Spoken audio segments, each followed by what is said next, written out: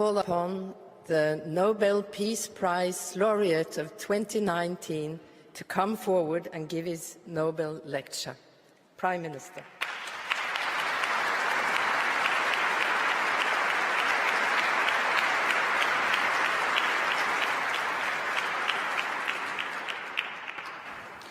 Your Majesties, Your Royal Highnesses, distinguished members of the Norwegian Nobel Committee, fellow Ethiopians, fellow Africans, citizens of the world, ladies and gentlemen.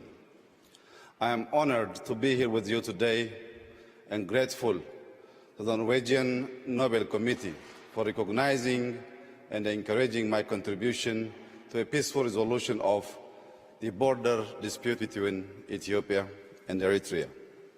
I accept this award on behalf of Ethiopians and Eritreans, especially those who made the ultimate sacrifice in the cause of peace. Likewise, I accept this award on behalf of my partner and comrade in peace, President Isaias Afwerki, whose goodwill, trust,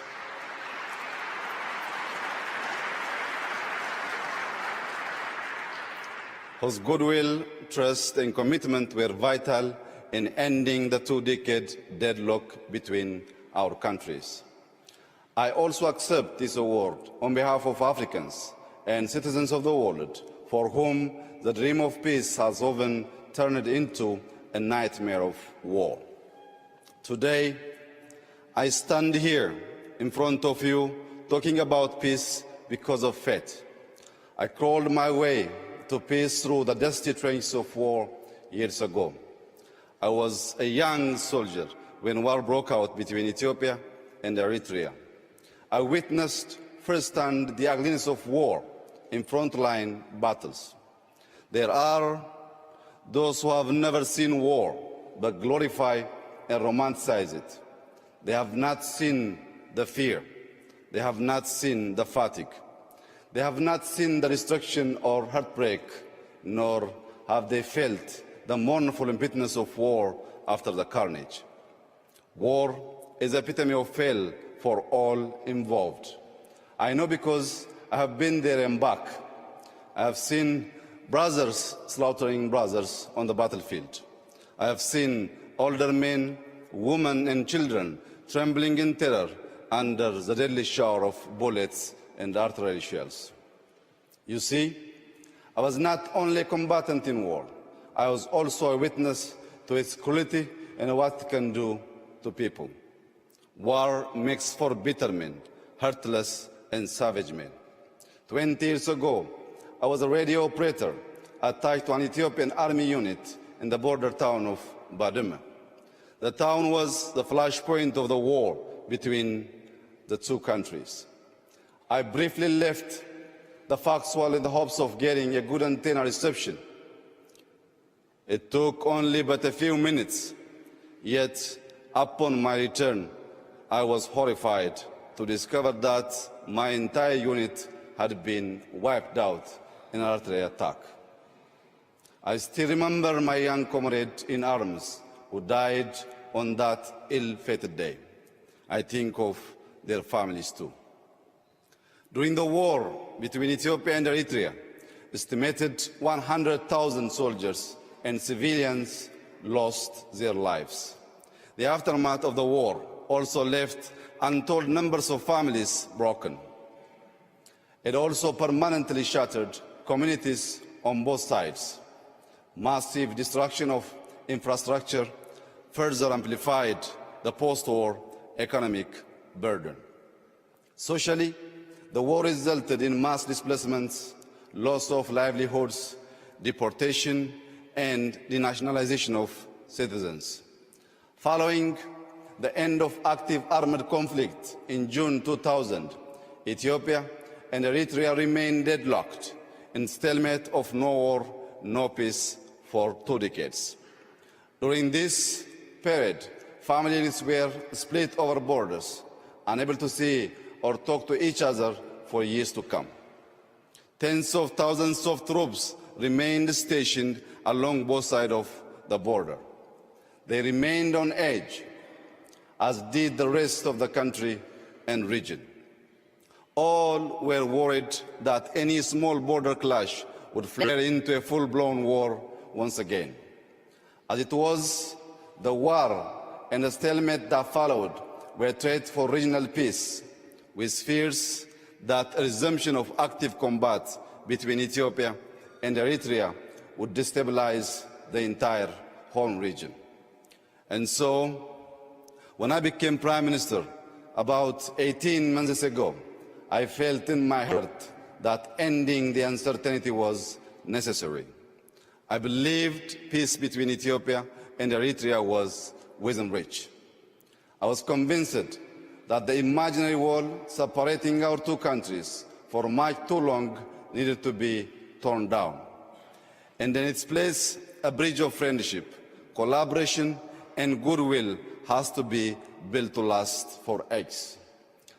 That's how I approached the task of building peace, a peace bridge with my partner, President Isaias Afwerki. We were both ready to allow peace to flourish and shine through. We resolved to turn our swords into plowshares and our spears into pruning hooks for the progress and prosperity of our people. We understood our nations are not enemies, and instead we were victims of the common enemy called poverty. We recognized that while our two nations were stuck on all the grievances, the world was shifting rapidly and leaving us behind. We agreed we must work cooperatively for the prosperity of our people and our region. Excellencies, ladies and gentlemen, today we are reaping our peace dividends. Families separated for over 2 decades are now united. Diplomatic relations are fully restored. Air and telecommunication services have been reestablished, and our focus has now shifted to developing joint infrastructure projects that will be a critical lever in our economic ambition. Our commitment to peace between our two countries is ironclad. One may wonder how it is that a conflict extending over 20 years can come to an amicable resolution. Allow me to share with you a little about the beliefs that guide my actions for peace. I believe that peace is an affair of the heart. Peace is a labor of love. Sustaining peace is hard work, yet we must cherish and nurture it. It takes a few to make war, but it takes a village and a nation to build peace. For me, nurturing peace is like planting and growing trees. Just like trees need water and good soil to grow, peace requires unwavering commitment, infinite patience, and goodwill to cultivate and harvest its dividends. Peace requires good faith to blossom into prosperity, security, and opportunity.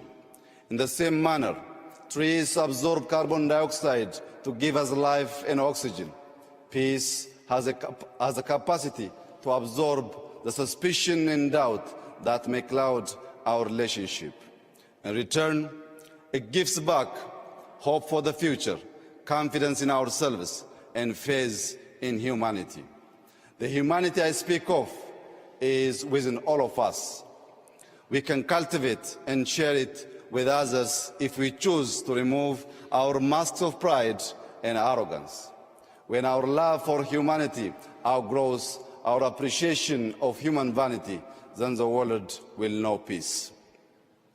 Ultimately, peace requires an enduring vision, and my vision of peace is rooted in the philosophy of Maddamar. Maddamar, an Amharic word, signifies synergy, convergence, and teamwork for a common destiny.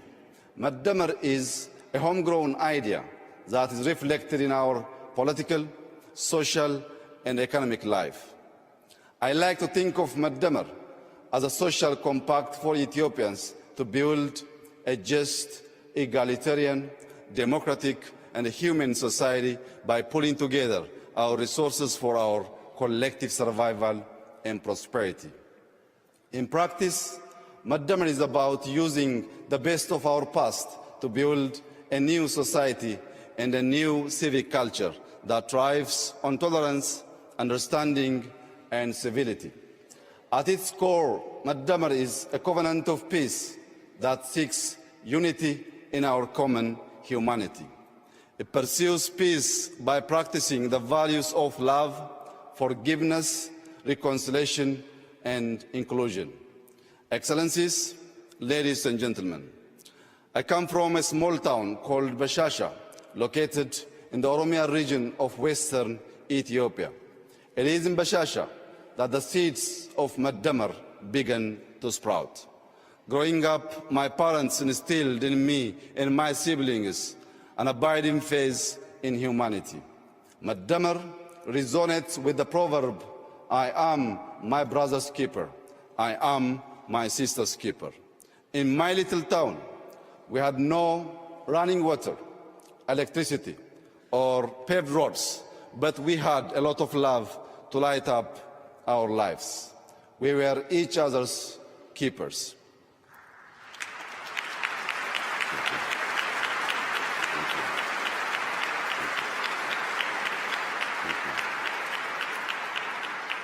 Faith, humility, integrity, patience, gratitude, tenacity, and cooperation, of course, are like a mighty stream.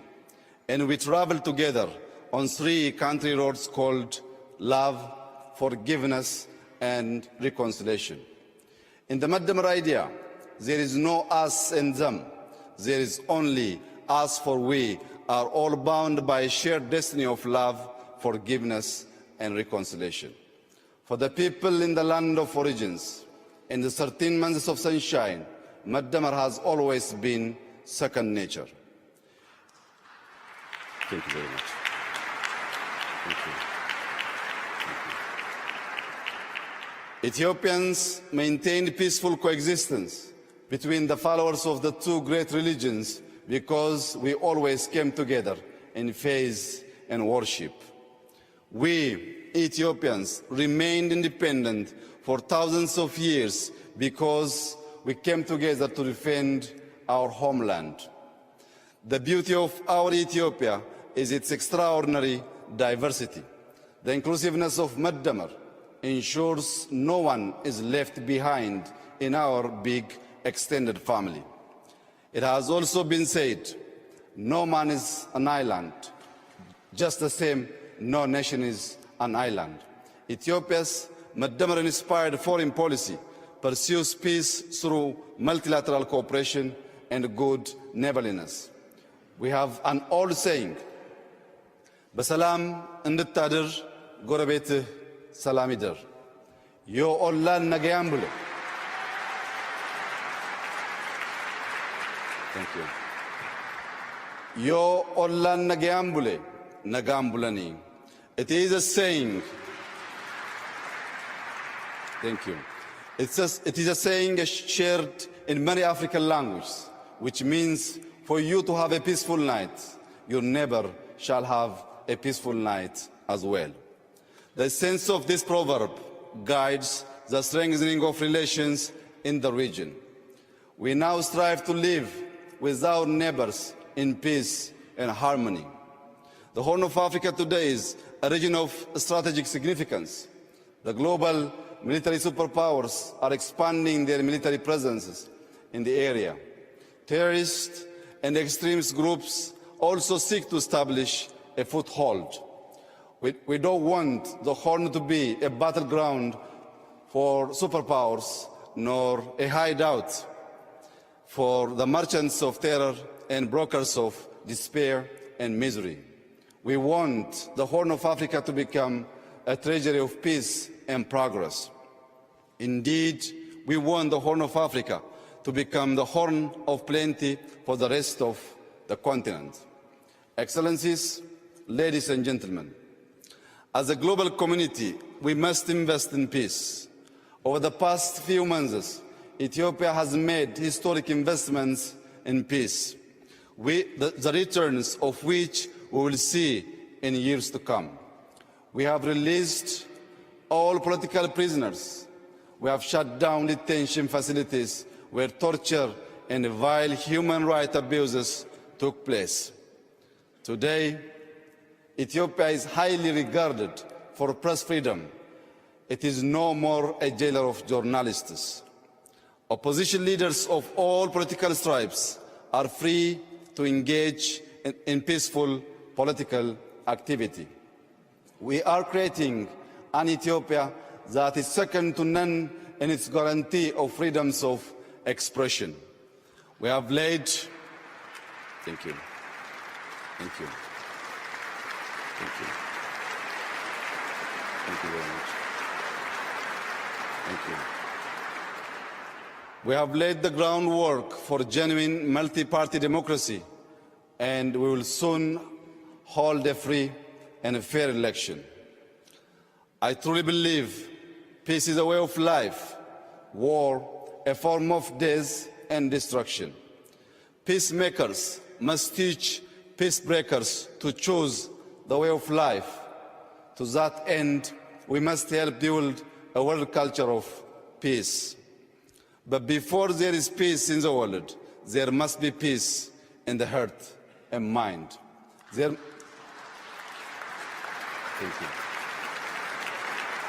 Thank you. There must be peace in the family, in the neighborhood, in the village, in the towns and cities. There must be peace in and among nations.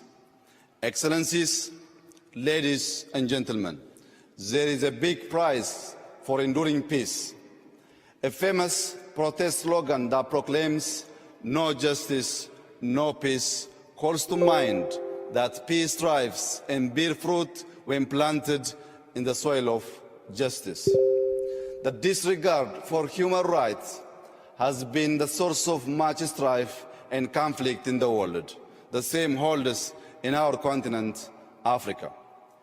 It is estimated that some 70% of Africa's population is under the age of 30.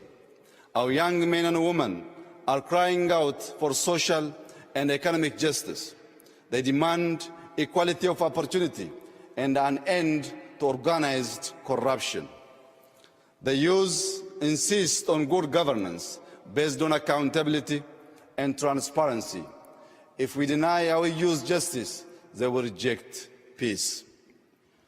Standing on this world stage today, I would like to call upon all my fellow Ethiopians to join hands and help build a country that offers equal justice, equal rights, and equal opportunities for all its citizens.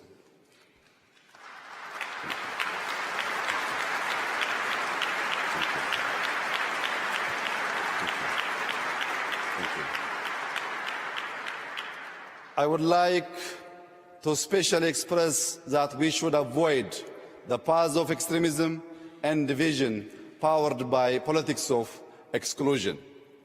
Our accord hangs in the balance of inclusive politics. The evangelists of hate and division are wreaking havoc in our society using social media. They are preaching the gospel of revenge and retribution on the airwaves. Together, we must neutralize the toxin of hatred by creating a civic culture of consensus-based democracy, inclusivity, civility, and tolerance based on Madamar principles. The art of building peace is a synergistic process to change hearts and minds, beliefs and attitudes that never cease. It is like the work of struggling farmers in my beloved Ethiopia. Each season, they prepare the soil, sow seeds, and control pests. They work the fields from dawn to dusk in good and bad weather. The seasons change, but their work never ends. In the end, they harvest the abundance of their fields. Before we can harvest peace dividends, we must plant seeds of love, forgiveness, and reconciliation in the hearts and minds of our citizens. We must pull out the weeds of discord, hate, and misunderstanding, and toil every day during good and bad days too. I am inspired by a biblical scripture which reads, "Blessed are the peacemakers, for they shall be called the children of God." Equally,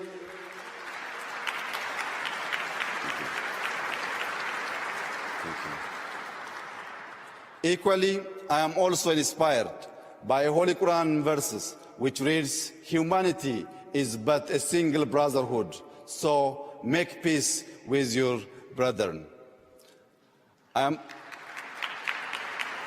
Thank you very much. Thank you. I am committed to toil for peace every single day, and in all seasons, I am my brother's keeper. I am my sister's keeper too. I have promises to keep before I sleep. I have miles to go on the road of peace. As I conclude, I call upon the international community to join me and my fellow Ethiopians in our Maddamar-inspired efforts of building enduring peace and prosperity in the Horn of Africa. Salam ለሁላችን ነገኝ ሁንደ ኬኛ ፈተው. Peace shall be upon all of us. Thank you very much.